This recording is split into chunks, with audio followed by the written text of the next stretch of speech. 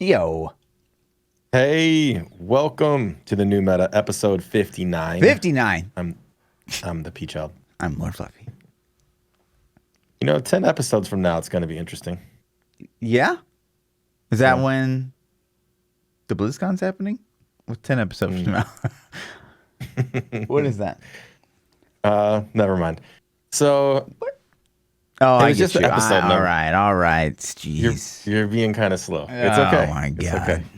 Well, It's okay. I don't have the mind of a 4-year-old. I hear you. Maybe we'll skip that one. Yeah. Interesting background choice for me today.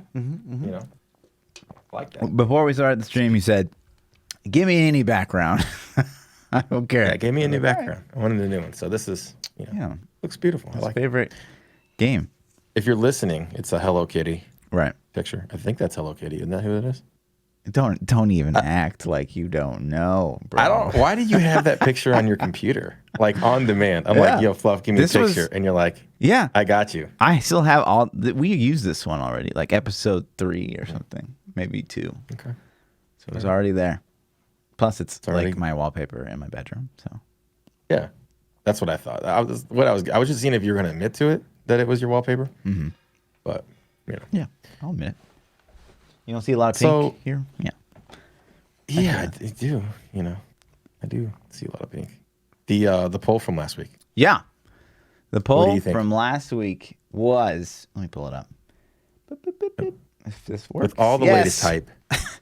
Yes, with all the latest hype. hype, do you think that they'll announce Diablo 4 at BlizzCon this year? What do you vote, and what do you think it won? Yes and yes. I think yes won, and I think yes they're going to do it. Okay. I'm still going to say no. It's because I'm a naysayer. All right, 70% of the vote says yes. I think it's going to happen this year. And 30% of the vote says no. Is that about what I you wonder expected? if we did a poll like this before last BlizzCon, if they were going to announce D4 and what the results were. Yeah. I don't know.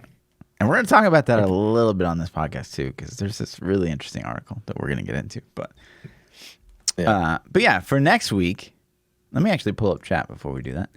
Next week, Okay. we talked about this on last week's podcast, and I thought this was like a really interesting topic that we ended up talking about for like 5-10 minutes. Which game model would you prefer? So a new Diablo every year. So this year's Diablo 4, next year's Diablo 5, the year after that Diablo 6. Kind of like a Call of Duty theme. Call of Duty cycle. Yeah, where we're guaranteed, new content, whether or not it's like kind of reskinned or like we're at least going to get like graphically increasing stuff, and we'll probably see a lot of rehash, but it's like going to be new every year versus the same title for 5 to 10 years with expansions. And I'm not even going to go as far to say like PoE. I should have specified this probably a little bit more. Like PoE is like kind of the amount of content that they push out. That's kind of like the dream in the Diablo universe. But like, let's just assume that's not going to happen, because more than likely it's just probably not going to happen. So we'll just say like in between Diablo 3 and PoE, right? Where would you rate that? But anyways. So yeah, I thought that was a really interesting question. We ended up talking about that forever last week, and I was like, I'm curious what the people want, because it's like the chat thinks. Guaranteed new content every year, or like, maybe the risk of getting stale if like a season goes by that's maybe not the most exciting kind of thing. But I think they're stuck on that previous mindset that it's like retail box every couple of years. I don't think they're going to live service Diablo like they did WoW at all. Really? I think there'll be an expansion, maybe 2 if we're lucky. I think it's going to be like box, small expansion, then a year of like layover minor patches, and then boom, another box. Right. I think there's going to be content drought at the end of the cycle, and then they're going to release Diablo 5. But I just think I don't know if it metrics wise sells better. Sure. But I think I get the impression that that's Blizzard's mindset, that like, let's just pump out a new box, Yeah. I don't know though. WoW's the exact opposite of that, man. It's like, Sure. this thing's living forever. So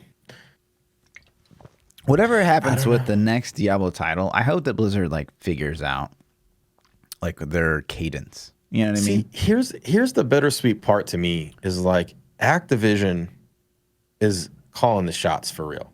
Like, they're the big dogs. Bungie threw so much shade at them when they left Activision, when they split away, that it's like, dude, I really do think that Activision is interwoven in Blizzard's game plan now. I don't think it's Blizzard anymore. I think it's like Activision Blizzard, and I don't think that it's the same as it used to be. Yeah. I mean, So yeah. I mean, we don't. It'd be great to have insight on that, but we just yeah, I mean, we're just I'm guessing. I don't know anything. Right. All I know is, you can pick up what Bungie was throwing down, right, and it wasn't good. right. I just hope again, like with the next title, they figure out, like we saw this huge lull between Diablo 2 and Diablo 3. Diablo 1 and Diablo 2 are very close together, respectively, and then kind of the same thing of this kind of where are we with the next Diablo game and stuff like that. Like I hope that they must know that like Diablo is gonna sell. So like Yeah. I don't know. I hope they make content and they continue to make content for this game. Let's theoretically say Diablo 4 sucked really bad. All right, let's say it comes out and it's horrible. Okay. How much forgiveness do they get for that? Like, okay, Diablo 4 comes out, it sucks. 2 years later, Diablo 5 comes out. Does it have to be a home run? Or can they screw Diablo 5 up too and still sell copies of Diablo 6? I think they'll always still sell copies, right? Like, you look at Call of Duty, like, literally pumps out a fucking game every year. That's like more often than not. And it makes $1.5 billion, every year. 100%. Clockwork, Yeah. So, and there's certainly people who are like, man, I hate this COD. This COD's the worst, and blah, blah, blah. And I've been like that too. Like all those boots on the ground movement. Like, I hate COD now. Like, COD's just awful. So, yeah, I mean, but, say 2 years from now, Call of Duty 17,000, like, it could have, a kind of advanced movement again and, like, maybe some cool mechanics. And I'm like, you know what? I'll check this one out. So, yeah. Maybe. Like, maybe Diablo 4 sucks, maybe 5 sucks, and then 6, like, well, they got something in there I think the IP is established enough that they can afford to screw it up and people would still buy it. And I don't want that to happen, but I'm just saying, like, I guess I don't want them to be scared to produce a game. And it seems like it's like, dude, why does it take 7 years to even get an announcement? Right. Like that's crazy. Because it's going to sell regardless. Like, you could just fucking put a cardboard box and write D4 on it. People are going to give you money for it. Like, Sure. I'm like, I'm not telling you to give us crap, but like, God, I hope they don't do that. Give us something, man. Yeah. Sure. And yeah, we're going to talk about that a little bit later. But yeah. So you pulled up something you found on Reddit. Mm-hmm. Yeah, it was just a little article that I read, and it wasn't like, super crazy. But what it said was that Diablo4.com has been owned by Blizzard since January of this year. Now, I got to imagine that was already registered beforehand. So I don't know if they purchased it or like legally renew their license, maybe? Yeah, like pulled weight and, got it back. I'd assume that whoever, or maybe they took it so that, like, I don't know. Because there was that playdiablo4.com for a while. Yeah, and that's still around, and Blizzard doesn't own that one. Right. So, yeah. So maybe they're squatting. Didn't that link to something really bad? No, it's the Path of Exile. It was what? It was the Path of Exile. Oh, that's right. That's right. Yeah. Yeah, somebody that works at Path of Exile owns that domain. Yeah, 100%. 100%. No dude. way. Yes, no, they wouldn't. And I'm not saying that. I'm not saying that it was sponsored by them, but I'm saying an employee that works there owns that. You think no way? Bet. I would say some dude that works there is like, yo, let's do this. It'd be funny as hell. 100% a fanboy. 100% a fanboy. No Oh way the man. people that work there like have time to like. Some dude is like, yo, John, it'd be fucking hilarious if I bought play Diablo4.com and linked it to Path of Exile. And he's like, yeah, do it, do it. I've They never did. heard anyone that works for GDG like be openly like troll towards Diablo. Like they've all been like, Well, no, they would never admit it. Of course not. whatever. I'm sure Oh, we man. could find like where it was like registered, right? Like if it's coming out of New Zealand, You then could sure. you could get the you can who is on it, Right. but if they hid the register information, then you can't really find out. I mean, unless there's Yeah. more resourceful ways. Chat you can't says easily find Chat out. says Sneaky Steve. That's a good Sneaky theory. That's a good Sneaky theory. Steve could own that. Good Yeah, theory. dude. Yeah, I could definitely see. But Sneaky then it Steve would have doing gone to what's his game? Last Epoch. It would have gone there instead. Yeah. Yeah. Yeah. True. For sure. So Unless Sneaky Steve put an app in and he's trying to. yeah. Yeah. He's like, hey, I got you. Sure. Yeah, so anyways, it's just interesting. So Diablo4.com is registered now. Well, that makes me wonder, do you think I personally think they're going to go with Diablo 4 as the title, as the name. And I think we talked about this a little bit. We did. I think. Yeah, I was kind of on the fence last time, but like you made a good point where, it makes more sense like Diablo 3, Diablo 4, it's like the next succession. And to counterpoint that as well, and to add to that, like Diablo Immortal is the phone game that like a lot of people don't want anything to do with. And so if you put like Diablo, you have to Ascended put the 4 on or it something, to right? let people Right. know it's like, yo, this is the PC. predecessor. I mean, they could call right. it Diablo PC. Yeah. Yeah, you guys got that new Diablo PC? Oh man, Which could stand for politically correct as well. Who knows? Yeah, I mean, it could be all kinds of stuff, Oh man. But yeah. So, onto this. Obviously, I think a lot of us are on the Diablo 4 hype train because of the leaks, supposed leaks that are, surfacing and coming out. And I think everybody's just interested in it. But, if we're talking about D4, like something that, and we may have hit this in the past a little bit, but this bugs me a lot, all the time. Like, let's talk about followers a little bit. Sure. And I know we've talked about them being in Diablo 4, but they're so useless.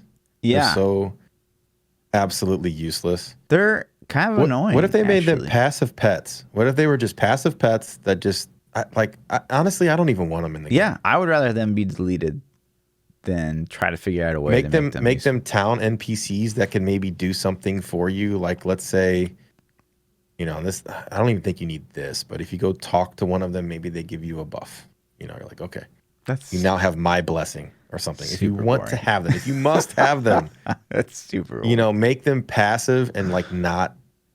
I would hate that. Like, oh, okay, let's go do this group real quick. Okay, what dungeon are we running? Okay, let's go talk to this NPC and get, buff X because it's really good in dungeon I Z. agree. It That'd be sucks, awful. but that's better than having this thing run around, follow you, and just get killed every 5 seconds and not hurt anything. They can't die.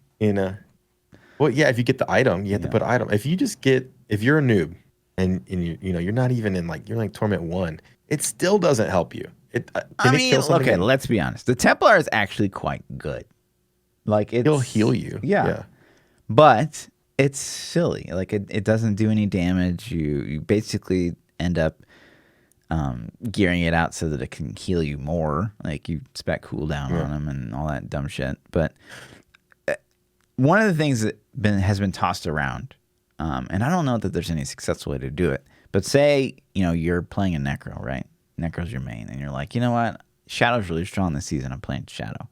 And then while you're on Shadow, your Necro follows you around. Right? Okay. But I feel like all that would do is then you would just gear your alt to be a support character. Right. So yeah, it wouldn't be very fun either. But it could be pretty cool if you could take your alt with you. But I don't know. I don't see how you could do that. How would you feel about them adding a system like World of Warcraft has where you can change your gear spec? If they added something in Diablo where it's change your loot drop spec to so let's say you're playing your Necro, but you want to gear alt whiz, you could change your drop class to wizard, and then you're getting wizard gear. What do you feel about that in Diablo 3? Do you think that makes the grind too easy, and then people are just gonna like grind something stupid like Crusader or Chantotos like all day and just gear out all the other classes? It's tough. Like I like it and don't like it at the same time. Yeah, it's tough to think about because so like playing Path of Exile, you can set what's called like loot filters. So it's like instead of this like loot vomit that is Path of Exile, you can be like, well, I only want to see items with like this base because they can be good for me or whatever. And so you spend like literally like an hour making your own loot filter just so you don't see a bunch of shit that you don't want to see. And I would hate that. Like I hate that about Path of Exile. I don't think that that's fun. You don't like the vomit, or you don't like the ability to filter it? I think obviously the vomit is just kind of a flaw in gameplay in general, and then having to like go to a third-party website and like filter through it for basically like an hour, just like look at text and be like, no, I don't want that. It's just so not fun. Just to play the game the way you want to play it, like and only see, especially SSF, because like if it's SSF, you just don't want to see stuff that you can't use. Period. So like you spend a lot of time like just filtering all the crap out that you don't want. But it's silly, and it kind of goes back to what we say time and time again of like just everything, absolutely everything in the item being tradable and having no smart loot whatsoever. It just doesn't really make sense to me, and I don't know what the perfect balance is. Because obviously you can't have everything tradable, because then these second party websites can be like, okay, we'll sell you everything you need for a really good character. It's like stuff has to be earnable, and I think that's a very clear thing that has to happen. Yeah. But stuff's got to be earnable, and you can't have everything good. Like it's impossible to balance every item equally. So you have to have garbage to make the good items feel good. You know, you have to. Right. So I think every game has inventory management issues, though. It's like loot management issues. And, you know, like this is, you know, I played Division 2 recently, and like all I was doing was like going through. I would spend half my play session in Division going through loot. Yeah. Diablo, you know, like in Diablo, it's at least kind of quick, because if it's not ancient, you don't even have to look at it. Sure. You know, for the most part. And then you kind of know what you need after you get playing for a little bit. Right. But still, I mean, think about how much time we spend in a session of Diablo just going through loot. I mean, and especially like that we can go through it pretty quick, but like we remember those times when it's like you had an inventory full of items, and that takes you like it takes you a good amount of time. A long amount of time. But what way do you get around that? So don't have as much loot drop. Yeah. Well, then we're back to vanilla D3. A little bit. I mean, the loot wasn't as smart and geared towards your specific character, but I remember going like fucking weeks without getting a legendary item in vanilla, you know, and just being like, this is what the hell, man, you know? Right. So that didn't feel good either. So it's like, it's tough, man. I don't have a solution for it, because I understand the necessity of having the garbage loot. You need the garbage loot to make the good things good. So I don't know. know. You eventually can get to the point, like say on Path of Exile, you can like be really and so incredibly strict with your filter that like you really don't see that much loot. And I think that I like that personally. Like the more I'm playing the game, the happier I am, and like the less time that I'm like, I don't mind like looking at the drops that I get, but if it's just like it takes me an extended period of time in between like every map or rift. So what about all that garbage loot you don't see on Path of Exiles? Do you still collect it? No, and it's like just deleted. to destroy it? You can like hit a button to see all of it, and it's like when your screen gets blown up. But so like, are those mats that are wasted that you don't pick up then? Well, on the filter itself, you can be like, well, there's certain mats you can like filter back in. Even if you're like, I don't want to see this kind of items item, that would give you those mats. Right. Yeah. With you. It's smart. Yeah, like, I don't know. It's all cleverly done, but like to do it is still kind of silly. So would you rather have a system like that where you can have the ability to do it, or do you want something that's just like, here's all this loot, no filter, you know? That would be the worst, right? But it's also, I don't think it's feasible to expect a player to come in and spend a couple hours making a loot filter because they know exactly what they like. They know their build so inside and out that like I know I don't need this stuff, and I know like it's not feasible unless it's like us creators are like, you know what, I'm gonna play this build this season. Here's my loot filter, guys. Boom. But yeah, I'm with you. I'm with you. Yeah. Let's talk about lawn a little bit. Sure. As a single ring. Yeah. Let's do it. So I saw this Reddit post pop up on Reddit, obviously, and Reddit post on Reddit. Yeah, weird, right? And it we see it time and time again. This season in particular, like people are really, really enjoying this seasonal theme. Like they like lawn. They like not having to wear the long rings in both slots. And so one of the suggestions the community came up with was something like this, where lawn basically just takes up a single ring slot instead of both. What are your thoughts, first and foremost? It's awesome. Like, I think it makes more sense for it not to be a set item because it's anti-set item. Sure. Right? Yeah. Kind of. It is. Right. But yeah. Yeah. Yeah. So I like it. I mean, I think it's a cool change, and I think that would allow more, more diversity outside of the season, at least. Sure. It would let you get at least one of those ring slots back. So yeah, I'm curious. It's cool. It's not. Yeah, I don't know. It's gonna, like that doesn't. So to me, like when I see this, I'm like, yeah, that's cool. But ultimately, if they made this change, it doesn't really do a lot. I mean, it's not gonna instantly make me be like, yo, man, I'm gonna play like an extra 1,000 hours this month because of this change. Sure, but do you think there's players out there that after the seasonal lawn buff goes away and like obviously that just disappears forever? I don't foresee them adding anything that changes that. Like, do you think there's players that like walk away? I think players are going to walk away either way because there's just not been enough new stuff added. Like, this is something that I've been thinking about and talking about, and like every season, my desire to play continuously goes down because we haven't had enough change in the game. 3 seasons ago, I would have played every day, all day. And then I needed a little break and a little break. And now it's like, I enjoy the game. I still like the game, but it's not strong. My appeal to play isn't strong enough to pull me away from other games at the moment. You know what I mean? And I don't think that a change like this is enough to keep me interested. And I got to imagine there's a lot of people that feel that way, especially with all the other stuff that's out there. Like, we had a 1-year drought of no content. I mean, we got no set balances. We got nothing. It was like, an entire year. So then when we got those set changes, that was like exciting and it was awesome. Yeah. And it felt like Christmas, right?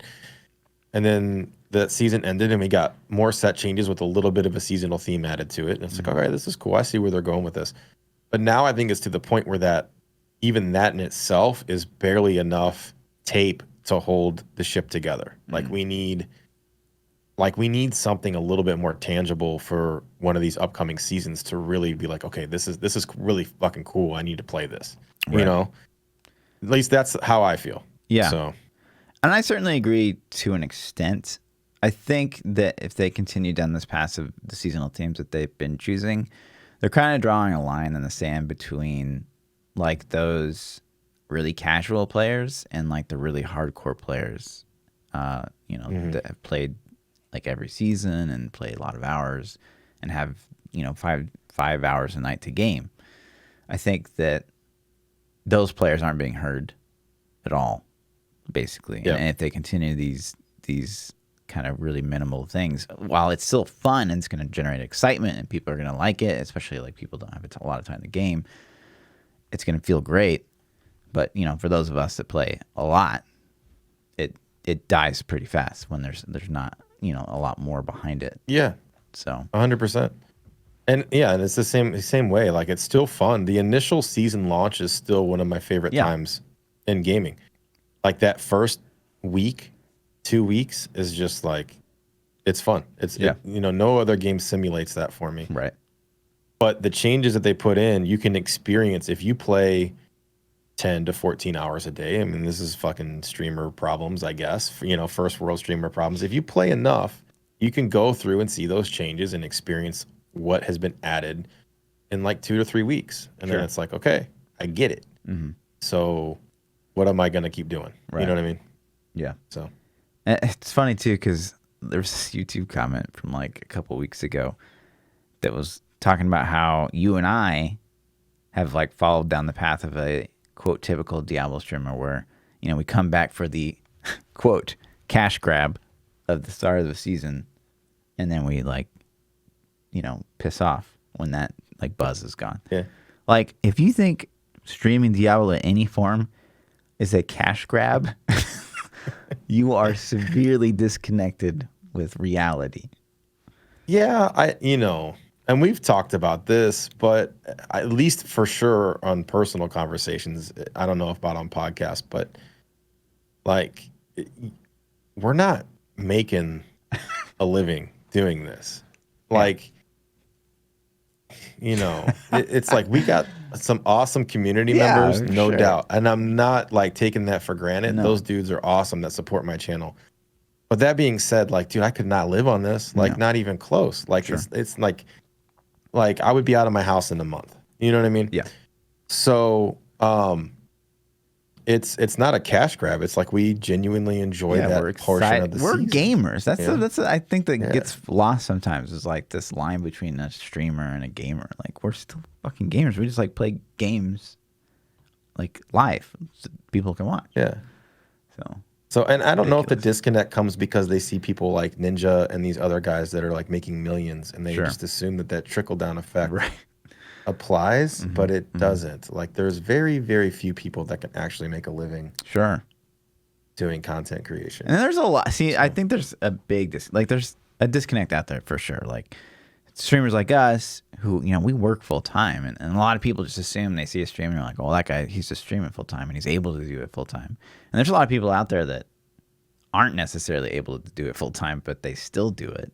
And there's a lot of people that like, you know, maybe live with mom and dad still, so it's not a problem. Yeah, there's a lot of people that get supported through their spouse or through their girlfriend or their parents or whatever, and they stream full time. But if they were cut off, they would not be streaming full time. Right. So I see that a lot, and it's like, you know, and I'm not, you know, hey, if you can do it, I'm not knocking it or making, you know, judging anybody, but I'm just saying. So I think people see that and they think, oh, well, this guy makes enough money, he can live. Like, no, not really. You know, this dude's wife is probably bringing in 3 times as much money as him. So yeah, they can pay the mortgage that way. I barely make enough to power these, you know. Yeah. And it's the same. So like the streaming setups that we have, like we have nice equipment. It's like, you know, this is my 9-to-5 job, pays for all these things, you know, for the most part. Same. Yeah. It's cool. But anyways, I just thought that was a really funny comment. Yeah, I actually missed that comment. I didn't see that one, but it's funny though. The cash grab, that D4 cash. Yeah. So, but yeah, moving on. This is super interesting to me. So there is this article, like Mike Morhaime, which was the old whatever president, CEO, one of those things, Blizzard. He sat down and did kind of like his first big interview since leaving Blizzard, and the whole article is pretty interesting, whether what you take away from it. But first, he talks about how he met Allen Adham, like my favorite person, right? So if you guys don't know, Allen Adham is the guy that's like really pushing for like the mobile games and like, you know, getting in the China market, and kind of seems to be maybe Activision's point man within Blizzard. I don't know. Yeah. But he talks about how they started Blizzard, which I have never heard the story because, again, I'm not like this big fluffy or big Blizzard fanboy, right? And so it starts out with him in a computer lab with Allen Adham, and he's trying to think of a password to get in this computer so that like he could remember it. So he makes his password Joe, and then I guess Allen Adham sits down at the computer and types in his password, and it's also fucking Joe, Joe. And that's how, because he was like, how did you get into the computer? Like, what's your password? And he's like, I'm not going to tell you my password. And he's like, is it Joe? And they're like, how'd you know that? Hey, computer, chill. And so, like, that was kind of mind blowing. But and then what gets kind of more strange is so Allen at him was like, "Hey, let's start this gaming company. Like, let's do this." And Mike Morhaime was kind of on the fence, so he had him come over and pitch to his dad to see what he thought. That's funny, man. Like, what? Well, I mean, I'm glad his dad said yes. Yeah, right? Or he must have liked it, I bizarre. assume. Yeah. So, But then it goes on and like talk about like, things that happen along the road of Blizz. And at one point in the interview it says, kind of the ethos of Blizz is quality, easy to learn, having depth, but still having accessibility in their games, easy to learn, difficult to master. Making sure that folks who are designing the game and programming the game aren't judging the difficulty, which I found was a pretty interesting line. So they don't want like the programmers to have necessarily direct say on a lot of stuff, maybe, which I could see. I guess who has the say? I guess then. Yeah, that's the big question.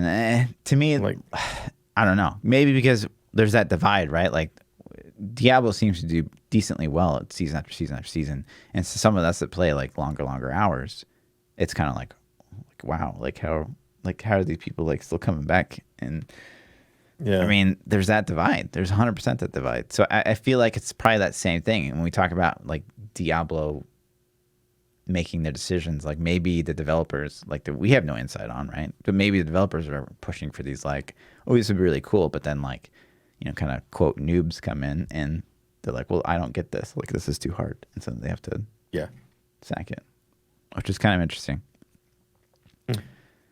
They also go on to talk about how, quote, half of the titles Blizzard has ever started working on never made it to market. Half. I'd like to play those half. I would, man. How awesome would that be if you got to see like the latest version of it when it was killed, like the most recent? Yeah, like the video gameplay, right? Yeah, like or a release. Let's like, why do they kill it? Would we agree? We'd be like, oh yeah, that was shit, man. Sure. Good job. Or would we be like, dude, what? No, that was awesome. Yeah, that would be cool. To be like a fly on wall on those. Yeah, that would be amazing someday to see some of that code or those games. But I guess what that boiled down to is somewhere on the lines of 14 games were killed in Blizzard's history. Yeah. They also go forward to talk about how when they envisioned the company, they kind of saw it as being like the Apple of the gaming industry. So like you go to a game shop and you like look on the shelves and it's like, well, this game has the Blizzard logo, so like it's just going to be better. Yeah. It's going to be good. Right. Yeah. Which I thought was kind of interesting. I mean, it's clearly worked for them for quite some time. Yeah. But one of the good stories, maybe the best story of this whole thing, is how he talked about how when they released Diablo, right? So he talks about this constant struggle between like hitting a deadline, hitting what the investors want, and still pumping out like a really good game. And the story he touches on here is, so Diablo, the first Diablo, like they were supposed to have it done by Thanksgiving to like, have that Thanksgiving break rush, that like economically makes sense, right? And then they didn't miss that, they hit that, or they missed that, and so it's like, well, now we had to hit this Christmas push, right? Because obviously historically having a game before Christmas is huge. And then they still didn't hit that, right? And they're like, no, it's not ready. And so finally on December 30th it was done and they felt that it was polished. And on the 31st, they pushed it out. And it became, the best-selling game of 1997. And then what he goes on to say is, quote, like, nobody cares we miss Thanksgiving and Christmas. Like, because the game was that good. You know what I mean? It was so good. Like, yeah, who gives a shit? So that's a good, I felt like that was a good, like, just all-around story of, like, how, like, money kind of can corrupt things probably in this industry. It fixes everything. Yeah.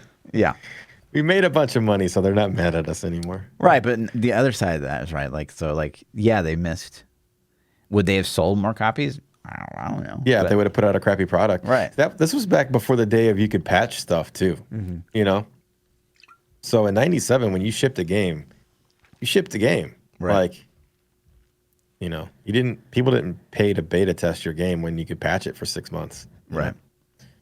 So But yeah, and then he actually goes on, and I thought this was really interesting because it's something we've mentioned in the podcast just time and time again, and kind of over just like the history of Blizzard, is he kind of more or less admits to the whole Blizzard paradigm, which is, as you guys know, kind of like Blizzard takes someone else's really good idea, throws a bunch of money at it, and makes a really fucking good game. Way better version of that game. And he kind of like, the guy basically asked him, was like, you're not, like, you guys have never, like, haven't really broken ground. Besides Diablo, you haven't really broken, like, a ton of ground. And you're just, like, taking other stuff. And he's like, yeah, you know, we kind of did. Yeah. But, so I thought that was interesting. he's like, hold on. You're asking me a question. Let me wipe my sweat with money. Hold on. Yeah. Right. You know? And then it goes on later, and the interviewer asks, quote, Blizzard is distinct from a lot of other game companies out there in how rarely they get into deep trouble with their fans. You look at a company like EA, it seems to be almost an annual occurrence for them. I was just like, have you been watching the media? Like, right. What do you mean? I mean, that's like a softball question. That's like a kiss-ass question, probably. Probably. You know? Yeah. So, but I would say, like, historically, maybe before, like, what? The last historically, three, it's the last 4 couple years. Yeah. Yeah. Then they've started to. But it's hard to even say that because we're not like, I mean, you were a pretty hardcore World of Warcraft fan for a while, but I know there's certainly announcements along the WoW chain that fans are probably not the most happy with. BFA was not BFA. Warlords of Draenor was pretty widely accepted as the shittiest expansion WoW ever had and not good. And I think to me that was the first time that I was like, yeah, they put out some crappy product. You know, this is like the first, you know, that was my first experience with it. And then that came out, you know, that was pretty early in Diablo's life cycle too. Like it was at the point where, you know, we're like, all right, when are we going to get, I think Reaper's meta came out similar to that time frame. So it was still kind of fresh, you know, but that was the start of it to me. And then it's like, oh, okay. But yeah, I thought that it was just kind of funny because since BlizzCon, so obviously BlizzCon wasn't very widely accepted, and then we've just seen kind of like stumbles after stumbles, I feel like, since BlizzCon, like with the Switch thing and, you know, other announcements and stuff that they've said. But yeah, I just thought that was really interesting. Also, they started to talk about Diablo 3's original release and how it was kind of, in the grand scheme of things, it was successful monetarily, but, you know, for like it being this great game, it wasn't necessarily there. But he talked about the auction house, and what I thought was the most interesting thing of him talking about the auction house, it was that he said the auction house was originally developed to stop these third-party websites that had sprouted up. I don't believe that. 100%. That is a great way to cop out of the real reason. Dude, it was to get money, man. They saw the money that the third-party sellers were making, and they're like, we could use this as a way to generate revenue after the game ships. Like, yeah, no, 100%. I'm okay with it. Yeah. Like, I say that, and I'm not saying like they're wrong for it, but, and I think it was a good idea that just didn't work because it was initially designed to be a core part of the game that was then give revenue to the game after you made your initial purchase. Because you could sell your items, Blizzard gets a cut of that money, boom, we're good, right? But it just didn't work, man. It made the game so pay to win that I think it could have worked had they implemented it differently, but there needed to be limits on what you could and couldn't sell. And like it was just pay to win instantly. It was like, yo, I want a badass character, boom, throw down some real money, good to go. Exactly. So I think that's. But it was there to get money, though, man. I don't buy the third party stuff. Like, I mean, I'm sure that they didn't like that, but you know, somebody wasn't sitting around saying, "Hey, man, I really don't like third party sites. I bet if we did this ourselves, that'd be awesome." And then, you know, it was like, "Yo, how can we make money?" Well, but let's make an auction. Yeah, house. put yourself in their shoes, right? So like, you made Diablo 2, and it's just like great fucking game, And these like all these sites are like basically making money off of your game. Like that's gotta probably like rub you a little wrong way. So it's like, Yeah, how give can me we, that. Give me that money. How can we get Yeah, that? So I exactly. get it. Yeah. So, but they spin it as like we're doing this to like protect the consumer. Grand insight No, kind of thing. you're doing that to protect the insides of your wallets. Right. You know. So like I'm with you. Yeah. You know, and maybe a little bit of both. But. Sure. But he goes on to say, I'm okay with that. That's fine. Yeah, he goes on to say something that super resonates with me, and especially the more and more that I play Path of Exile. He says, "quote As soon as you go to the auction house, you'd have a very hard time finding anything better in the game itself." Yeah, I think that 100% resonates with Path of Exile.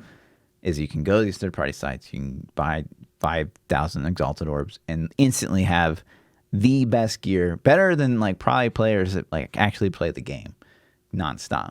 And that, like I hate that, and that's one of the main things people are like, "Why are you still playing SSF?" And it sucks sometimes, right? Like, because you're like, I really need items for my build, but I can't focus farm anything really in this game other than some items you can get through cards. And I go to Trade League and I say like it's available for like 1 chaos, which is like, I know you don't know what that means, but it's not a lot. It's cheap as fuck. So it's always tempting to like be like, I'm just gonna transfer my character and just get what I need.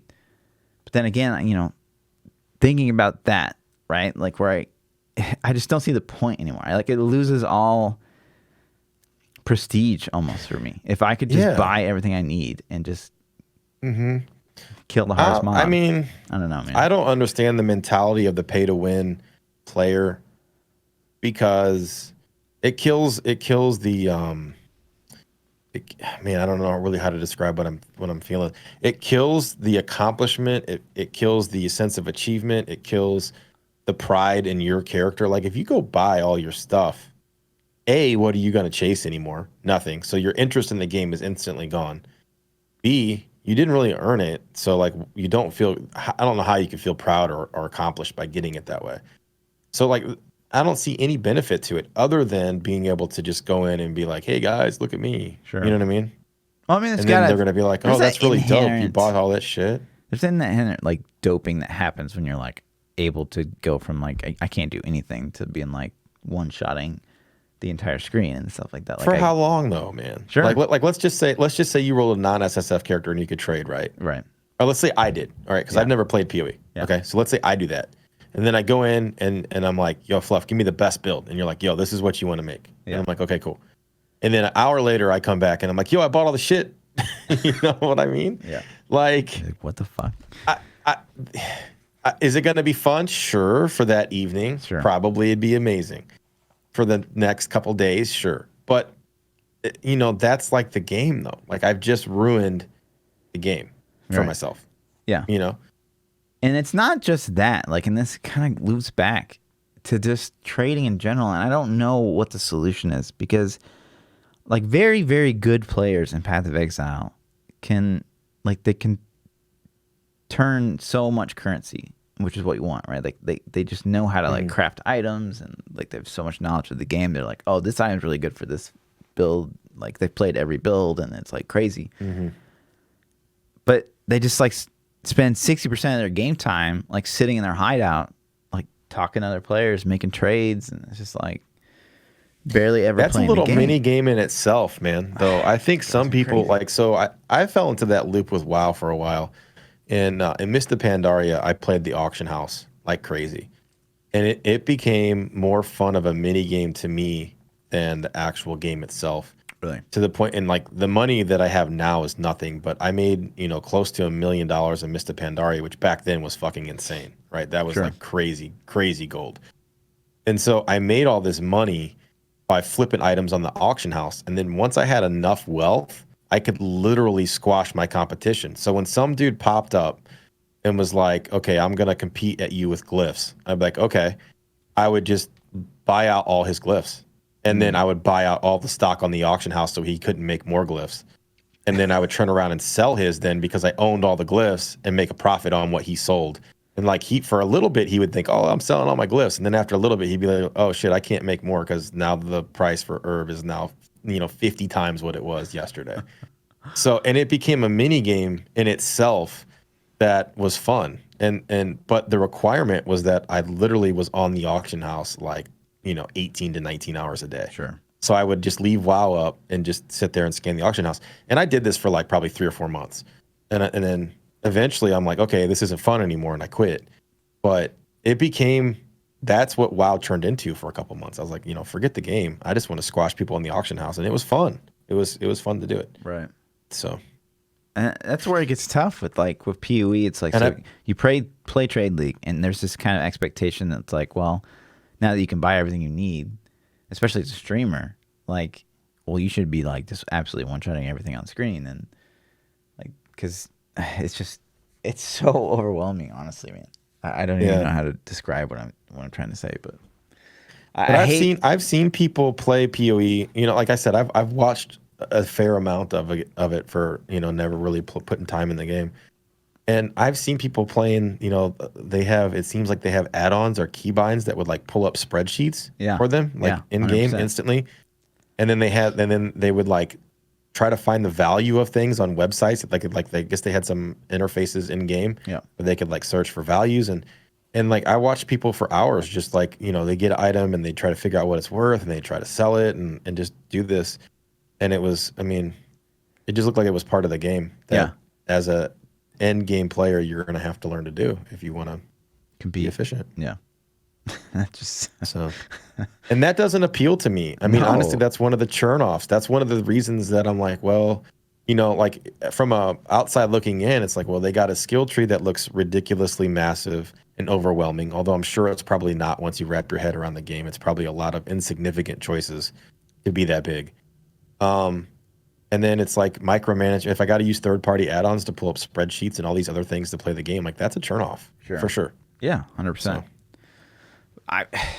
But one of the things I will say is like, so I've been pretty addicted to PoE the past couple weeks, and that's so much because of like that theory craft. The theory craft that's involved in trying to make a build good, trying to make a build successful, and there's so many options of what you can do in the game, and like that has completely just like hooked me in these past couple weeks. Just trying to make builds that are really quite capable in SSF that aren't like what everyone else is playing. And there's so many things that you could do. And so do you try and succeed and try and fail, and then when you failed, are you like starting over from scratch, or can you like, well, what if I tweak this item or that item? You know what I mean? Sure. Like how does it go? Right. So like in SSF in particular, you're going to probably hit a pretty hard cap with the character. And I've certainly like hit that on some of my ideas that I've had. It hasn't performed necessarily as well as I would want it to. You could still map with that character and still like do a lot of content. And I'm sure if you punt enough time into it, you could build it. You can basically build anything to do any in-game content.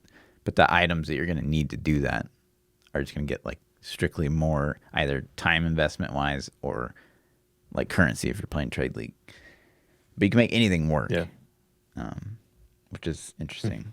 But yeah, it's basically like, okay, this works pretty well. This you can put it in the path of building. Okay, that's the bottom line. You can put it in the path of building and be like, okay, I can see I can get like 1.5 million DPS or something. And that's kind of like your only indication, but that's still like not great, because it's like, well, what does that mean? Is that like really good single target? Like, are you going to be able to do AoE? Is it like, but you never really know until you like play it and you're like, well, this is really bad at this, but this is really good at this. So that's been very interesting. But anyways, I'm with you. Right. I've made like 4 builds from like, that's been the driving thing. Like historically, I've just been like, I'm going to play like what some other guy came up with, like manipulate it for my own and play that. Whereas like this league, it's like, no, like I'm going to look at what other people are doing. Like I'm just making my own builds and seeing if I know enough about this game to do it. And it's been really interesting to see some of the stuff that we come up with. Like our latest build, it's stupid, but it's fun. Yeah. So, and I can see the appeal to that. I can see the fun in that. Yeah. And so like to me, so here's, well, I'll segue into this a little bit. We have one more point that I still want to hit on this interview thing. Yeah. But to me, that's kind of what I've been experiencing. So like WoW had last Tuesday, they had the 8.2 patch come out. And I know we talked about it because it came out on Tuesday, the last podcast, and I hadn't played it yet. As soon as the podcast ended, I hopped on and I tried it out. And like, I was thoroughly disappointed. Like I blazed through all the content that evening on stream to the point where I there was little direction. It didn't really tell you where to go or what to do. I mean, you had your initial quest, but then there was no content. And I'm sitting here thinking like there's got to be more to this, right? So let me like look and find something, and there really wasn't. And I assume it's because they're going to drip feed. I haven't played today. I'm assuming more content got released today, and they're going to drip feed the content over a couple of weeks, Really? to time gate people from blowing through all of it on the first night. That's my only thing I could think of. I didn't like take time to scour the internet and find out if that's true or not, but that's my theory. But I was kind of disappointed with it, man. And it's like, okay, well that sucks. So now what am I going to do? And so I've just been, you know, I'm kind of a car head in general, like not crazy, but I'm into cars. So I've been playing The Crew, and I've played this game for a while, and I've been playing it. Here comes the crew. But I know, yeah, I'm not going to waste a lot of time doing it because it's not, you know, ARPGs in that game just are totally different, you know, different crowd of people. But it's been fun experimenting with, you know, they have 1,000 different vehicles in the game, and you can tweak like a ton of settings and like all these things. And so I'm going in and experimenting like, well, what if I change this? What if I change that? And instead of like getting spreadsheets that people have already put together on the internet, I'm like, you know, I'm going to do it myself and see what I like and do this. And like that has got me sucked in so hard that like I'm not playing the game. I'm at work working, and I'm thinking like, dude, if I got in that Porsche, you know, and I changed this and that, like I wonder what that would feel like, you know? And so that kind of excitement is something that I haven't really been sucked into in a while. And I was kind of hoping WoW was going to do that with 8.2. Right. And it flopped for me personally. So we'll see what this 8.2 patch ends up being as a whole once it's all released. But so far, I'm like, man, this is disappointing to me, man. So, but yeah, on the final kind of topic that they hit on that I found interesting is they asked him about the Diablo Immortal announcement at BlizzCon. This is the juice. And he said, when he was asked like kind of his opinion on it, he said, when you have a group that's really passionate about a franchise like Diablo and really excited about a product that hasn't been announced yet, I think Blizzard tried to manage expectations. They weren't going to announce Diablo 4 at the event. I'm not sure that message really got through. They posted on the forums and everything like that, and in the past that would have been enough.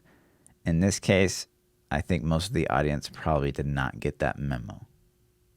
No, we got the memo after you put out the first memo that said the fires are burning hot at the forges of the Diablo franchise, man. Like that. See, okay, so this triggers me. I don't even like to use the word triggers. This triggers me though because he's putting the blame on the community, on us. Yeah. 100%. He's putting the blame on the community. 100%. And I think that's bullshit. I think that's bullshit, man. Like the Blizzard needs to take some blame for that because they started it with the announcement of the fires are burning multiple projects. Like that announcement is what set it off. And if that never would have got released, I don't think people would have been as hype. I don't think it would have hit those levels. Right. You know? But to me, this is still indicative of a bigger problem, which is like, stop with the cryptography in your announcements with the community. Like, it's ridiculous. Like, you can't expect when you say like, oh, certain projects are going to take longer than others, or like hold the brakes on your expectations. Like, and you still don't say why. Like, what does that mean? Like, you can't expect that everyone is going to like 100% understand what that means. Like, and that's just ridiculous. Well, no. So, like, the thing about it is they didn't want to say we're not going to announce Diablo 4 because they want people to spend money and go to BlizzCon. 100%. So it's like it's like you're blaming people for being excited, but yet you're not going to tell people you're not announcing what they want to hear because you want them to come. Right. And it's like a mind game money grab and then you're going to blame the community at the end. Yeah. And like, man, you know, I'm pro Blizzard on a lot of things, but this is something that kind of pisses me off personally because I spent my hard-earned money to go to BlizzCon, and I bought my tickets after the announcement of the fires are burning hot. Before you had to have bought your tickets before they announced we're not gonna, or like they temper your expectations. Like that's too late. You already pumped us up and then had the ticket sale, and it's like, well, okay, so I guess I could have canceled my hotel and got screwed on the flight money and then sold my tickets because of a cryptic message that says temper your expectations. So like this whole thing screams of like, let's blame the community, and like take some accountability, man. And it's, it to me, it reminds me of what you said last week of how like the Anthem guy is still like, yeah, he's still blaming the community for Anthem's failure. It's like, no, you put out a shit game. Like Anthem is garbage, man. And like, so nobody wants to play a garbage game. So, but 100%, man. And that verbiage 100%. too. I think in this case, most of the audience didn't get the memo. Like you didn't send a memo that said, "Hey, you're not getting Diablo 4." It said, like, manage your expectations. What the fuck? I mean, it's like, that is so stupid to me. Like that's just... It clearly meant, like, no Diablo 4. Like, that's what I took it. That's what we all took it as. But it's like, you hyped us up beforehand, and then, I don't know, man. Like, we didn't get a D2 remaster. That was probably the second biggest thing behind Diablo 4 was a D2 remaster. Yeah. And like they gave us Diablo Immortal, and like nobody expected that. Nobody asked for it. Nobody talked about it. That's not on anybody's radar. So like this, I don't know. This whole message right here just kind of makes me want to go into a tirade because so many people like me spent a ton of money expecting something that we got hyped up for by Blizzard themselves, and then got something now we get blamed for it. For the hype, right? Like, we're getting blamed for it. Like, no, dude. Yeah. No. And it would be another thing if they said, okay, manage expectations, meaning like don't, because even after they made that, right? Like we had podcasts after that. They made that announcement, but there's still like there's that hope, you know, that's like, well, maybe like, okay, we're not going to see like gameplay, but maybe we're going to see. I thought we were getting D4. I thought even up to it, I thought we were going to get it because. Temper your expectations. Even though they put that out, I'm like, dude, they dropped so much hype beforehand. Right. I mean, it was like, but not even that. They're like completely separate of those, right? Like, yes, manage your expectations, but like, there's still like, what does that mean, right? There's still that layer of like, people don't really know what that means. And you could say that, but that's not a memo saying you're not getting Diablo 4. That's a memo saying. Like, okay, you're not getting Diablo 4, but like, am I still going to see like the letters in Diablo 4 so that I know you're working on it? Am I going to see a trailer? Am I going to see a CGI thing? Like we getting a remaster? We getting a net? I mean, the rumors at the time were like Netflix show, Diablo 4, and then D2 remaster. Those were the big rumors floating around. Right. Netflix show kind of got confirmed by one of the voice actor dudes or the producer or some shit, right? Right. Yeah. I don't remember who now. I think it was director. Yeah. That never even happened. Like, what happened to that? I don't know. Like, I don't know, man. So yeah, this whole, you know, they probably pulled the plug on it, right? Because of all the negative air surrounding like anything Diablo related. I would assume. Yeah. I mean, it got confirmed to us at BlizzCon by a Diablo staff member. Yeah. He 100% confirmed it that they were making it without question. And I'm like, okay. And I haven't heard a word. So if they're still making it, maybe they're trying to keep, you know, and then hold it out. Was it after BlizzCon where they canceled the book thing too, or was that before BlizzCon? No, they canceled the book, or they got delayed. I think they still came out, didn't it? The Book of Adria or whatever. Yeah, that still finally. No, and there wasn't there a comic or I don't know. Yeah, the comic got canceled. Yeah. Something got canceled, and I don't remember if it was before or after BlizzCon too. So. I think the negative reaction to Immortal definitely influenced things, and whether it was a kill of the Netflix show or maybe like let's postpone the Netflix show until Diablo 4 is either released or announced when the hype train is on board and on trail again. Sure. Then maybe, but yeah, I mean but yeah, interesting though. Yeah, interesting though. I just don't see how it can be the community's fault. Never, and that's kind of my thing, man. Like don't. Right. If your community as a whole strongly feels a specific way, then I think that's a failure on the company if that feeling is not in the right spot. If that feeling's in left field, then as the company, you need to like strictly come out and be like, hey, listen, guys, like, boom. Sure. You know, and if the thing was like they were afraid of ticket sales, like, hey, listen, I know a lot of you guys maybe bought BlizzCon tickets because of Diablo 4. You know, it seems like that's what's going around. If you guys did, Diablo 4 is not going to be announced, blah, blah, blah. We're sorry. If you want to refund your tickets or if you want to sell your tickets on, like some way to do that, because then you don't, what can you be mad about? Like the company came out and said, hey, we heard that you think there's D4, but we're not going to have it, man. We're sorry. It's just not ready. And then here's a refund on your tickets. And then based on those refunds, then they can open another sale. Like let's say, 1,000 people refund their tickets because of that. Well, okay, now they got an extra 1,000 tickets. Just, yo, BlizzCon tickets for sale. Here you go. Right. I don't know, man. I don't. Yeah, and it's a smart play to do things like that where like, hey, pump the brakes. But like this like obfuscation that happens with their message is, and I think it was a smart play as well, the after Diablo Immortal announcement to like basically get on the forums and be like, we hear you. But then to never ever follow up on that again is like, well, what do you mean? Like there just needs to be better lines of communication, 100%. And I still think that they're afraid of that, which is kind of mind blowing to me. But yeah, I don't know. Living in the past. I agree. So, anyway, rant of the week. Yeah. Oh, let's show this meme. This is your favorite. Dude, this is so good. Okay. I saw this, man. I love memes. I'm a meme guy, and my brother and I like text each other gaming memes all the time. And so I saw this one, and this goes back to what we were talking about last week. So 3, 2. Get it? You get it? You get it? Yeah. If you guys are listening and you can't see, there's a guy, a mechanic, standing over a car with a thumbs up, and it says, surprise. Surprise. So, surprise mechanics, man. So good. So From good. last week. If you guys missed it. Oh, man. That's the best. That's the meme of the week for sure. I love it. So. Yeah. Moving on. Yeah.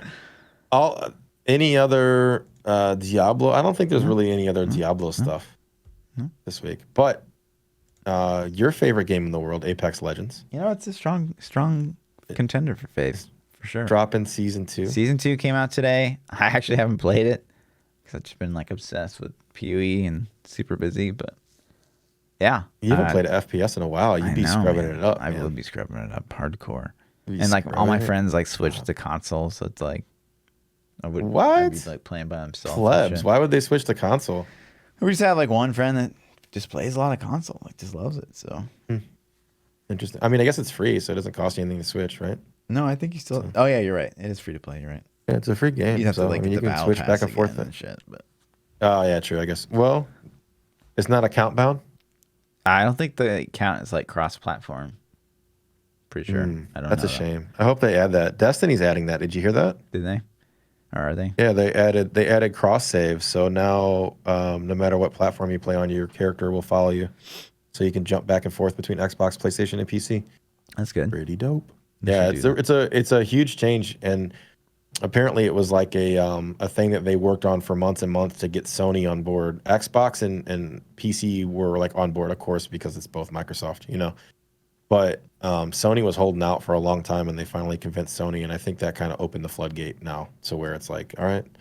So I think this is going to become a thing that's more common. Cross play would be the next obvious big step for that game. Right. So I mean, if they made Diablo 3 on, say it was still like we're still getting content in Diablo like pretty good. If they made Diablo 3 like cross save, and it was free. Would you ever play on Xbox or PlayStation? Potentially, but it would be more of a thing just to play with my community members that are on those systems. Yeah. I don't think it would be something that I would probably do frequently. Sure. But I might have like a night every once in a while. Like, hey, we're gonna have a PlayStation night or something. Just for fun. Sure. Sure. Yeah. But 90% of my playtime or 99% of my playtime would be on PC. Right. I feel like it'd be frustrating. Like, so say you got your Singularity speed necro set up, and then you go play on console, and it's like, what am I doing? Like, You just have a console save. You'd have a console set up, like whatever. yeah, but you'd have to whatever's make with it you. and manage your inventory on console. It just sounds like a mess. That's free content, bro. Anyways. No, I don't know, but I know, like, so the Destiny thing, I can like, to me that's cool because I prefer to play on PC and my kids prefer to play on console. So like if I play Destiny with my son, then now I can hop back on PlayStation and play with him. Yeah. And like I'm not going to be doing uber competitive things, but we're just going to be hanging out and chilling, having a good time. And then all of that effort that I play with him is now meaningful. It's not like what's going to go to a wasted account that I'm only touching with him. So so if Diablo was the same way, like I would probably see if my son is interested in playing Diablo on console, but on PC, that's just too. It's a different ball game. I think he needs to be older in order to play on PC. Mm-hmm. So, but yeah, I would think that would be cool. I would do it for sure Right. if it was free. I don't know if I would buy extra copies to play, No. but 100%. if it were free to play, like Path of Exiles, they don't have cross save. It's independent. I actually have no Is idea. Path I would PoE's assume no. on Yeah, it console just recently. I think. I right? think. This last year. Yeah, it is. So Fortnite's cross save. Like you can log on Fortnite and play. Like my account carried over to it to PC. But you still can't Or console. cross play, right? You still can't. Yeah, no, play. You can cross play Fortnite too. Actually, So that's you like can be the on your only PC game. and invite your kid to your game. Yes. Wow, Yep. 100%. that's pretty cool. So, yeah. Too bad it's But then you fucking have to Fortnite. play against other cross-play teams. So it's not like me on PC. I That's can't fair. go in and just pick on PlayStation players. Sure, And yeah. that's totally normal. But as soon as I invite him, then it opens up the gate for him to have to play against other PC players. Yeah. I think, and maybe the teams are only people who are pairing up cross-play like that. I don't know. But I think you have to take the console player into the PC world. Otherwise, it's just going to be like, yo, invite me to a console game so I can come face stomp all these PlayStation users, Right. So, so yeah. Interesting. But then Anyway, you so got Apex this on the schedule. Legends. Yeah. Yeah. What the fuck is this? Oh, What this the is fuck yeah, is this is from last week. Oh, We just is didn't it? hit this up, I Okay. don't think. Yeah. This is like an old thing. It's kind of not as relevant now, but so like there's a Harry Potter game that's like Pokemon Go, but it's a Harry Potter What the fuck? Go, and they're calling it like Wizards of something. So I know that. Did you ever play Pokemon Go? Yeah. Yeah. A little bit. Yeah. Yeah. Like I still play Pokemon Go a little bit. Like I Yeah. don't even give a rat's ass about Holy Pokemon. shit, that looked exactly just like fun. Pokemon Go. Yeah. You're like like that, dude. That's what I'm telling you. Fuck. It's like Pokemon Go only with like your Harry Potter, I guess now. I don't know. I haven't played it yet. Okay. But I just wanted to like just see your impressions, see your thoughts. Like, is this something that you would have you seen the Harry Potter movies? Let's just back this up. Let's go back. I have not seen most of them. I tried. Okay. The problem is like I was an adult, when they started to come out. Like I never read the books. I read Lord of the Rings. I don't even know like when the first book was out. I don't even know. I don't know if it was past my generation. I don't know. I don't remember Harry yeah. Potter growing up. Like I don't remember that being a thing. I think we were too old for it. I think it came out when we were like in college. Like it would have been like our freshman, sophomore year of college, probably. What are the books? 2001-ish. What are the books you remember being like really popular growing up? When we were growing up, at like what age group? Like when we were like say elementary school.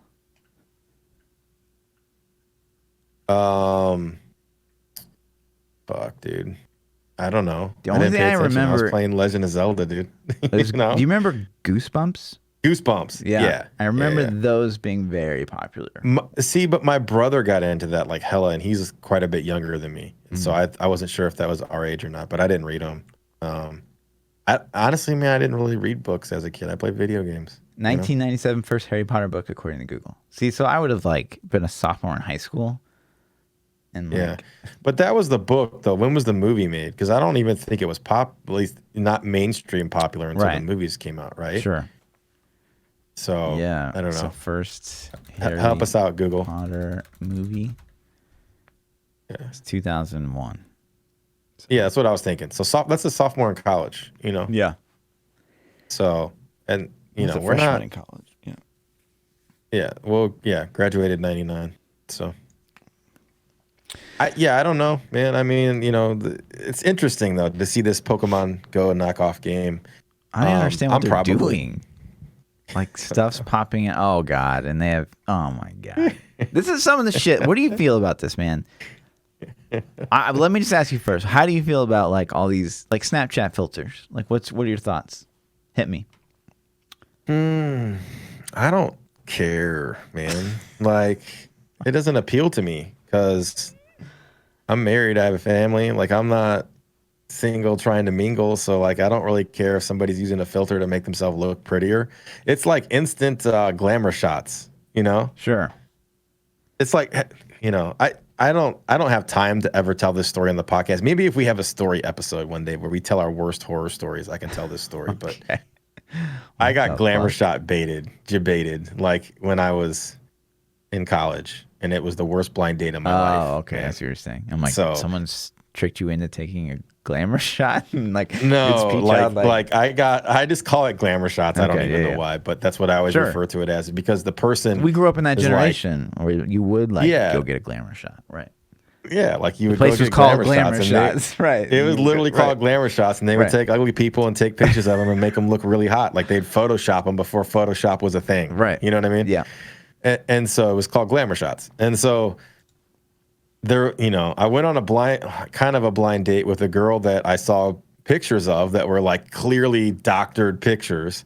And she looked like, a 9'10" in the picture. And then in real life, when I met her, she's like a 2 or 3. And I'm like, holy crap. You could tell it's the same person, but the pictures were heavily doctored. And it's this whole horror story. And it's amazing. It's a great story, but it's super long. Right. So someday we're going to have a story night. Okay. But, yeah, I don't know, a hot pile of shit. The filters to me, like, I mean, obviously, and I don't know how you handle like your fam and stuff like that, but I've even noticed it like amongst like me and my friends. Like, I hate it when I'm in a place, like say I'm hanging out with a group of people, and like everybody's on their fucking phone. Like nothing makes me feel more like wow, like this is us as a society now. Like that we're all, and I don't know that makes me like a grumpy old man, but it's like no. Well, I don't know, man. Maybe, and it's really weird because as gamers and as technology geeks, because we're both technology geeks, like you would think that we would be that person, but I'm the same. If I go hang out, like if my wife and I are spending time together, and she's kind of glued to her phone a lot, and I will bitch at her about her phone. I'm like, hey, put the phone down, dude. But do you think that that's we're fair? Supposed to be hanging out, right? Do you think that's fair considering how much you gain? Well, no, I'm not trying to turn this around. I'm just like, no. I'm with you, and it's like, but when I'm gaming, she's on her phone. Sure, right? okay. But when we're spending time together, if I'm like, like let's say it's Friday night, right, or Saturday night, whatever, and I'm like, hey, do you want to go watch? Like we were into a couple TV shows. Like we try to find TV shows that we both wait for each other to have spare time to watch together. And so it's like, Game of Thrones was kind of that thing. So it's like when we would go watch Game of Thrones on Sunday nights, that was a whole thing. Like we had a routine, boom, and we get set up. And then like as the credits are rolling and it's like dun, dun, dun, dun, dun, dun, and you're like, oh shit, it's about to go down. And I look over and she's fucking on her phone, like scrolling through Instagram or Snapchat or something.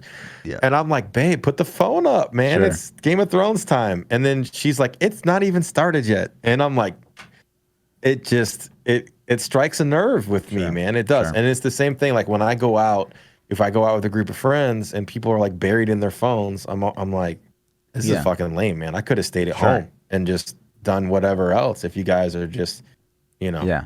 It's not bad. Like so people pull out their phone, they check it for like a couple seconds or whatever. Like maybe they got a text. Like that's totally different. But like when everyone's sitting around and no one's having a conversation, everyone is like buried in their phone. Like I see it happen a lot with like younger groups, like Lindsay's brother. And it's my kids do that too. Like my kids will have their friends over and like they literally will just be laying on the floor on their phones. That's crazy. Close to each other. but not even talking, and to the point where they're like fucking texting each other, and I'm like, they're Right next to 2 each feet other. apart, Oh my God. and they're texting each other, and I'm just like, what is this? You know? So Have you noticed this a lot in St. Louis? I don't know if maybe this is specific to Kansas City, and I was in Atlanta recently, and it's like even worse. But fucking people playing shit on their phone out loud, no fucking headset, just constantly. Man. Yes. Like what the fuck?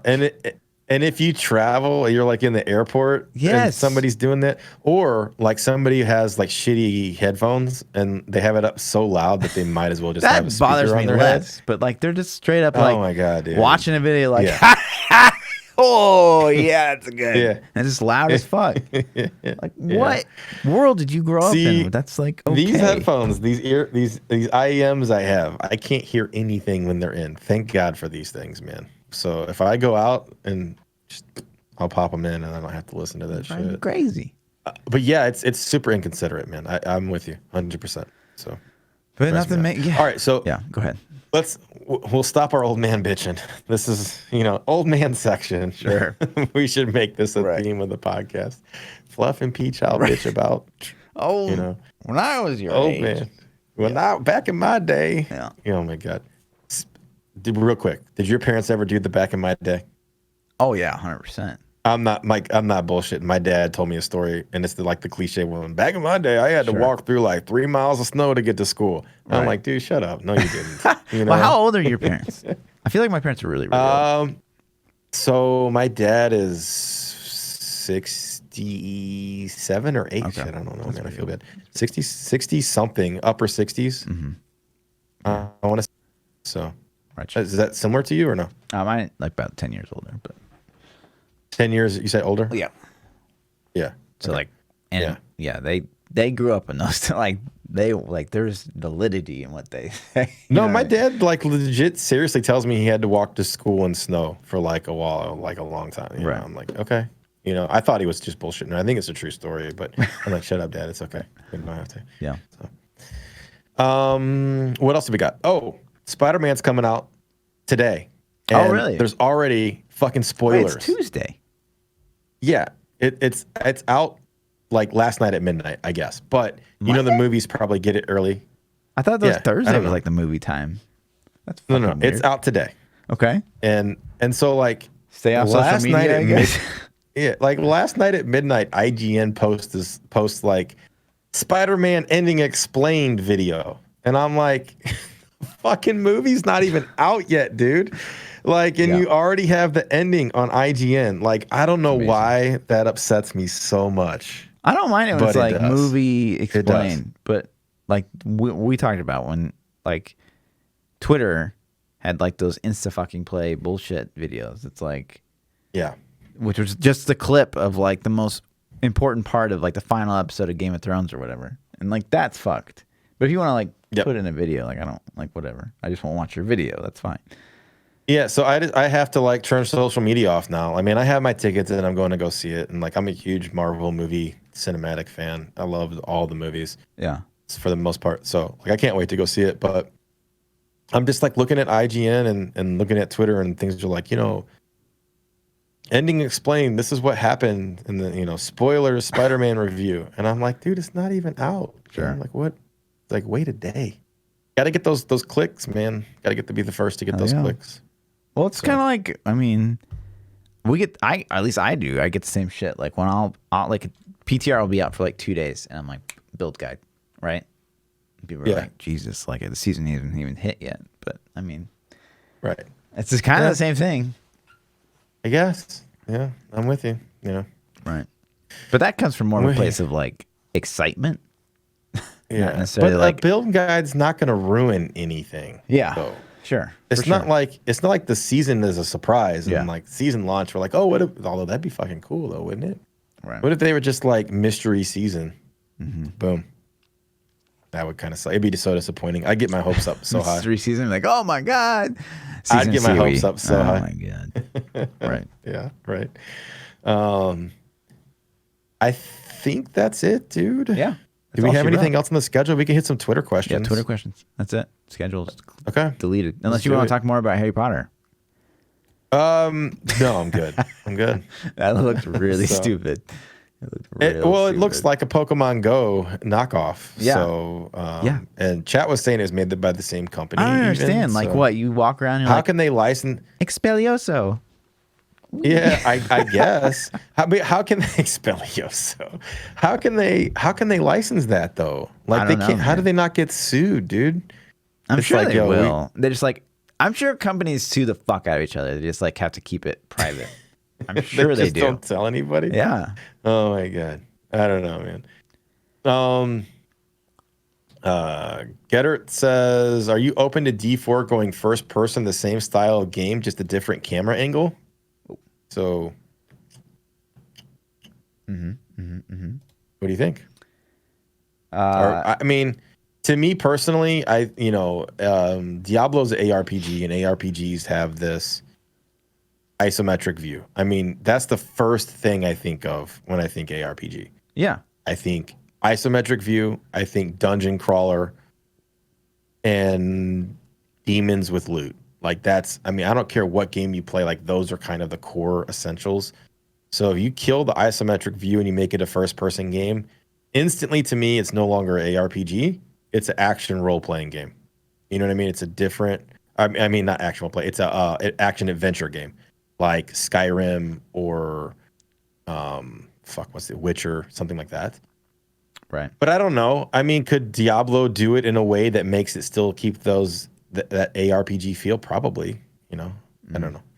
Yeah. So what would you think if they changed the camera? I think it'd be awful. I think that this market hasn't been tapped yet. I really do believe that. I really feel like, if Diablo and Pee-wee have showed us anything, it's that like people like being able to like jump into a game, and I think an ARPG is a perfect format for that. Like, because it can be really simple, as Diablo has shown. Like, you got like a handful of skills, and it's like you just kill stuff, and it's like boom, it feels good.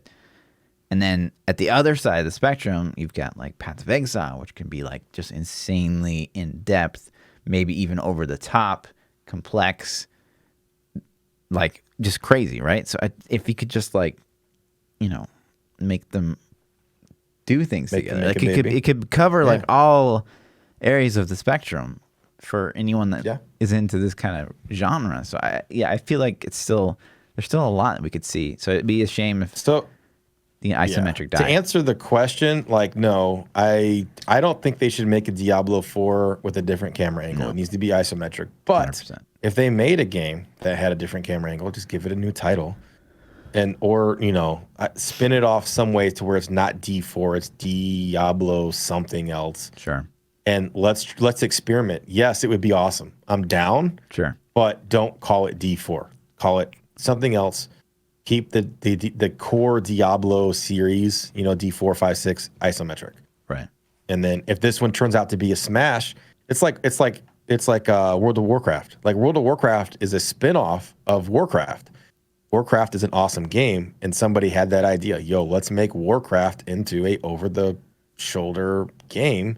And they're like, okay, we'll just call it World of Warcraft. Make, Diablo something, and then let you run around like fucking Skyrim. Let me ask you a follow-up It would question. be awesome, though. Awesome as fuck universe to make a game in. Let me ask you a follow-up question to that. So let's assume that BlizzCon this year, they announce a Diablo 4, and it's not an isometric ARPG, right? It's like maybe an over-the-shoulder. It's maybe like a Dark Souls game. It's maybe, an MMO that's like, like World of Warcraft, or maybe it's like fucking Overwatch, right? Like anything but that isometric ARPG. Do you think it gets booed? I don't know. It depends what they show, man. If it's a Skyrim style or a Witcher style of dude running around in a medieval area and it looks visually stunning, absolutely not. If it's a first-person shooter like Overwatch, maybe. I just don't see a first-person Diablo game being like super appealing to the Diablo ARPG community. First-person shooters and ARPGs are not the same. Tell me about it. Like Tell me about it. Typically. Yeah. And that's like me and the crew. Like I love cars. Right. let me tell you, dude, like ARPG fans don't like race car games for the most part.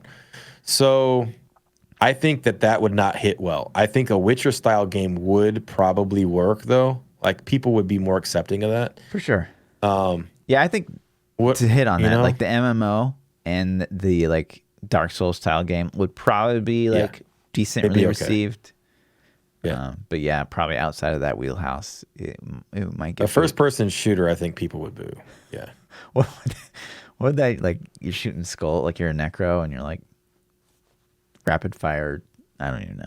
Like I don't know, man. I don't know.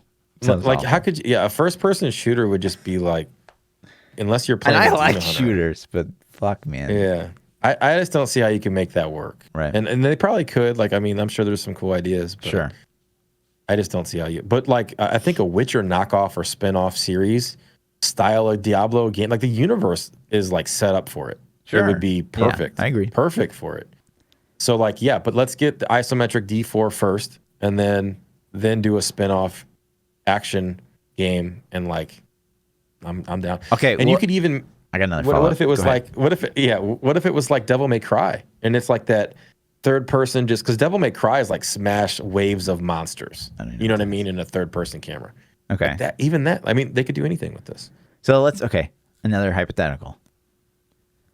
Diablo 4, and it is, Dark Souls, over the shoulder kind of, survival game, whatever you want to call that, story mode, and there is no isometric on the horizon.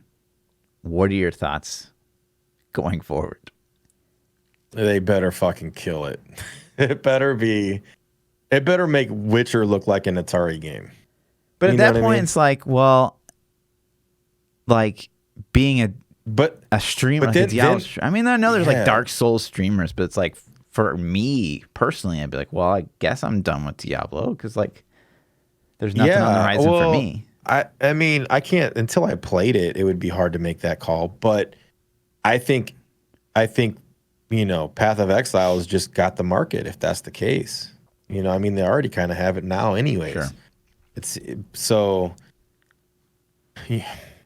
It'd be weird. I think it'd be super you would just look forward to something else. At that point, you'd be like, okay, if this is D4, and then at least, we know it's going to be 10 years before we get D5, so we might as well see what else is out there and pray for Lost Ark to come over, and pray for Path of Exile 2.0 mega drop to hit and just blow shit up, it'd be awesome. And people ask that to me all the time. They're like, what would it take for you to walk away? I mean, honestly, that would probably be it.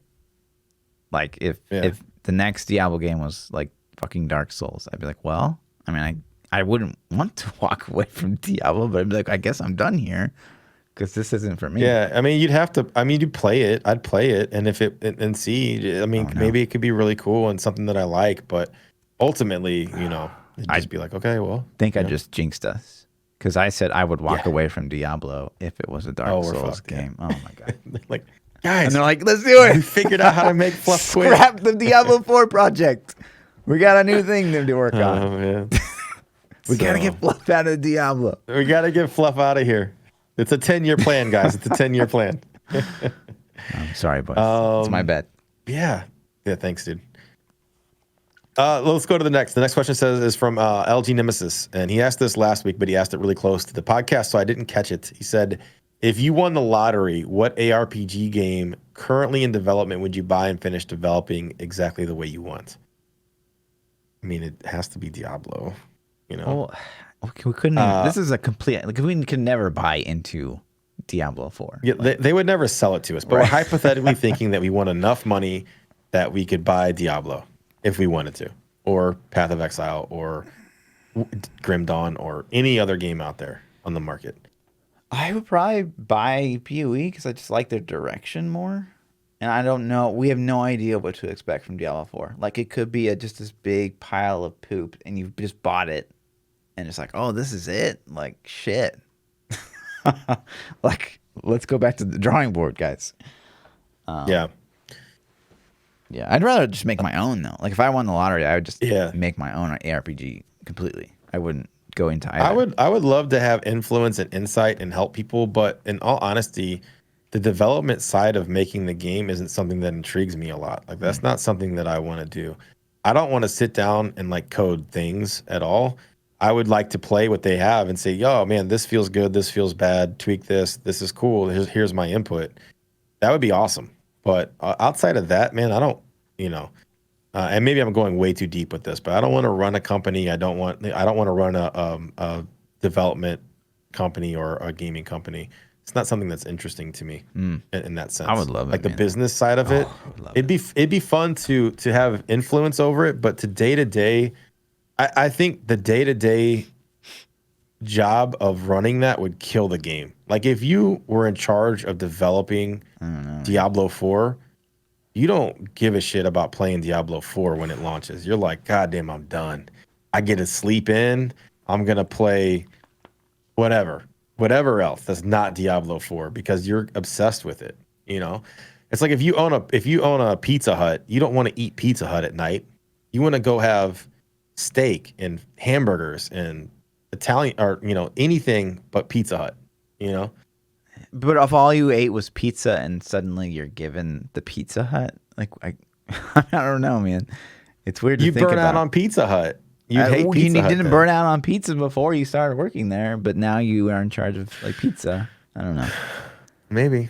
It's like for me, it's like so like I already do that. Like I already manage like development teams and stuff like that. And so if I could actually like do something that I like believed in, like that I actually cared about instead of like real life applications and stuff like that. But yeah, I don't know, man. I'd have to see what it entails. Like obviously I wouldn't want to be a developer. Like I can't do it. Like what you do, it's just too I don't know. I'm not gonna knock it because obviously you like doing it and that's your thing. That's just not the road that I personally wanted my career. Like I dabbled in it a little bit. I'm like, sure. This isn't for me. This isn't what I want to do. And so, and I think I feel the same about having to be like let's say you were the producer of Diablo 4 or the game director of Diablo 4. Maybe the game director would have enough oversight to be like, yeah, I like this, I don't like this, let's do this idea, that idea, and not have to micromanage the development enough. I don't want to have to get in there and say like, jumping feels a little bit clunky. Let's figure that out. Like sure. I'll tell somebody, let's figure that out. But to actually go figure that out, I don't want to do that at all, ever. So I mean, it can either be really like I hate my life, or it can be like, wow, this is actually really fascinating. Like how this even works. I don't know. Sometimes it's great, and sometimes it's not so great. So, but yeah, for me though, it would be to answer the question, it would be something that I don't even know about yet. Like, I don't know. I think I'd want to do like Fluff. I don't want to do my own. Yeah. I'd think up my own story, my own concept, and just go from scratch. So I still think Final Fantasy VII ARPG isometric would be like the best fucking game of all time.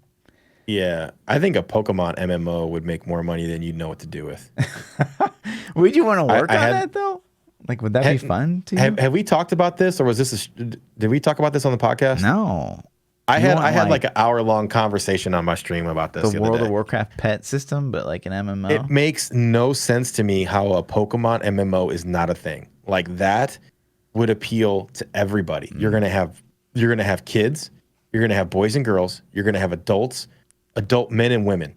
Every genre is covered. You have every race likes Pokemon, every gender likes Pokemon, every age group likes Pokemon. Okay, so you've already got the entire planet interested.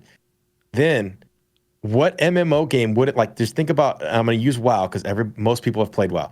If you were in WoW, right, and you're running around as a Pokemon trainer and you're fucking throwing Pokeballs and catching all these little creatures all over the World of Warcraft world, going into dungeons. Dungeons are now gyms. Raids are like some super fucking mega gym. I don't know. I'm not a Pokemon nerd, but I'm sure we could get the lore worked out, guys.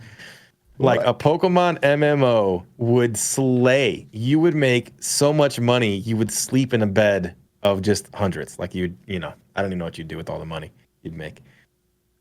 It'd be insane. Wow. Yeah. It's a thing. It should be a thing. And I would probably play it. I mean, who wouldn't? I'd check it out. They're like, let's play Pokemon MMO. Check it out.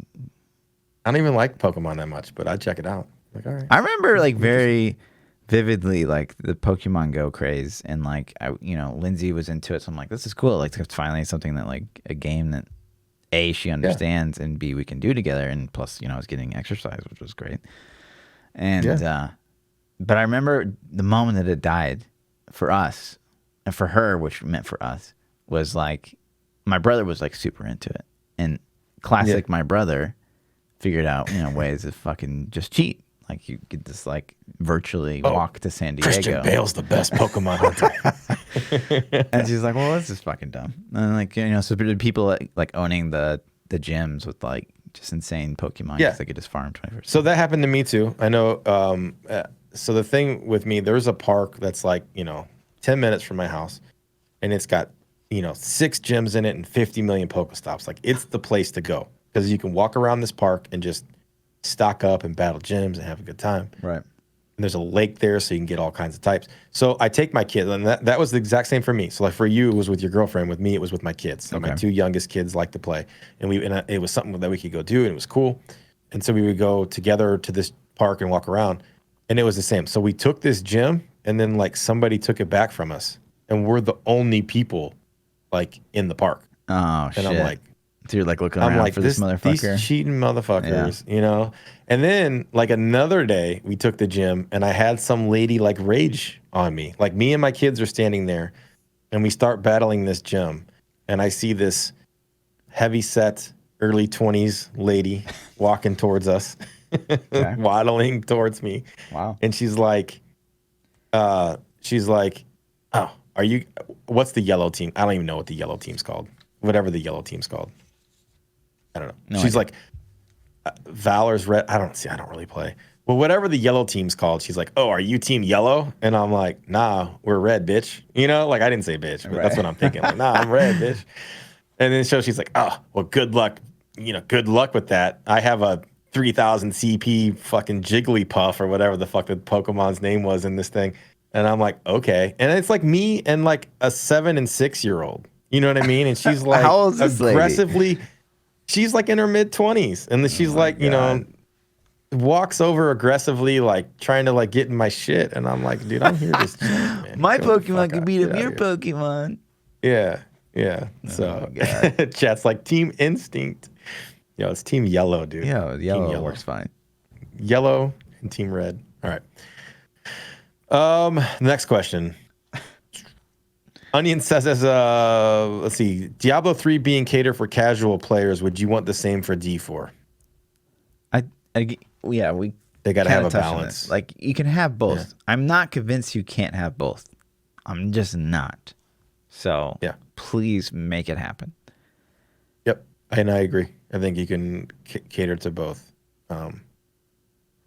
Dirty Nat says, you guys are flying on a plane that crash lands in the mountains. Okay. You're the only 2 who are suitable to go for help. Who are you going to send down the mountain for help, and who is going to stay and take care of the wounded? Between us? Between us. I mean, this is fucked. This is a fucked question. I mean, I guess it has to be me because, I'm just more fit. That goes down the mountain? I don't want you to get hurt. I do it for you. Okay. Because do it for me. You'd save me. Okay. Survivability is higher. I mean, I'd let you take one for the team. I would just, throw some water on the wounded and be like, yo, I hope you make it, man. Haven't you ever seen chill. Like what were the movies when we were kids? Like the flight that went down. Was it like the airplane crash one? And they had to eat them. They had to eat them. What was it called? That could be you. I would let you stay and eat them, and I would roll out. Yeah. What if we both just rolled out and we're like, yo, we'll send help back up? Nerds. Yeah, right? That's what you get for being in first class. Right. So yeah, we just go together. Why are we the only 2? Like, no. That's what it says. We're the only 2 suitable to go for help. I'm not sure. Okay, maybe I'm just too dark, but like in that situation, like in you especially, like you have a family to get back to and shit like that. Do you really give a fuck about everybody else? You guys are dead. Like I'm just being honest. I mean, if I can help, if you can help another person, you do it, right? Like, period. But like, when it comes to like life and fucking death, you or them. Yeah. Yeah, I'm not gonna like. Listen, I'm gonna be honest. Like, you know, people are gonna lie to you and be like, "Oh, I would save him." Right. Like, fuck that. If it's like I'm gonna die, or some stranger I don't know is gonna die, like, I'm sorry, dude. Right. Like, I'm gonna live, man. So it's instinct, literally. yeah. So you know, yeah, I would make sure I live. The last question we have is from Rhaegar. He says, "If you go to a casino, what's your game of choice?" Blackjack. You gamble? Do you have casinos in KC? Yeah.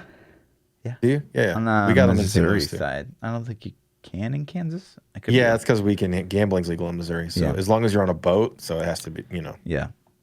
It's We have boats that just don't move. And right. Same. casinos. Same. I guess they float. I don't even know if they float, honestly. They just I make think a they're just building that structures that look like a boat, right? Yeah, it looks like a boat, you know. Probably doesn't even float. Right. I could see like some like team going in there to like try to rob a casino, and they're like, "Let's cut off the, let's go down the river," and then it just like doesn't go anywhere because it's just a fucking building. I personally love to play Texas Hold'em, although I would never do it at a casino because you're gonna have people that actually know how to play. But if like a group of guys are together playing poker, like I'll 100% go play. I hate poker. And I feel I'm decent. Like I'm not bad. I'm not great, but I'm decent. But roulette's where I'm gonna go to the casino, man. Complete chance. Roulette, and then blackjack a little bit. Blackjack. 100% blackjack.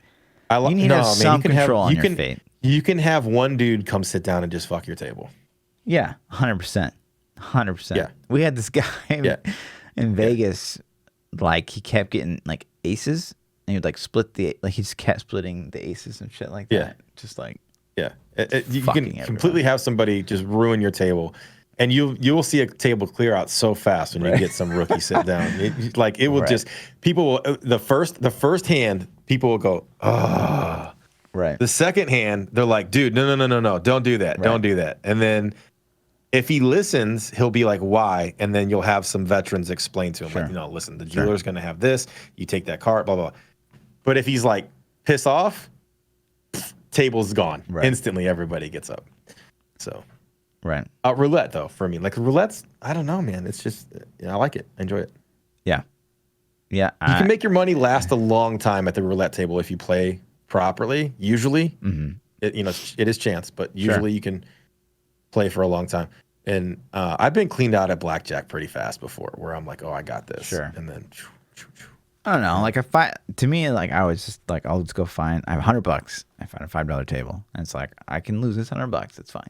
But usually, I walk with like 140, like woo, because I was just playing, to play, and get free drinks. So I would love to like understand craps better, because I feel like that would be like if you had a group of people, like that would be fun.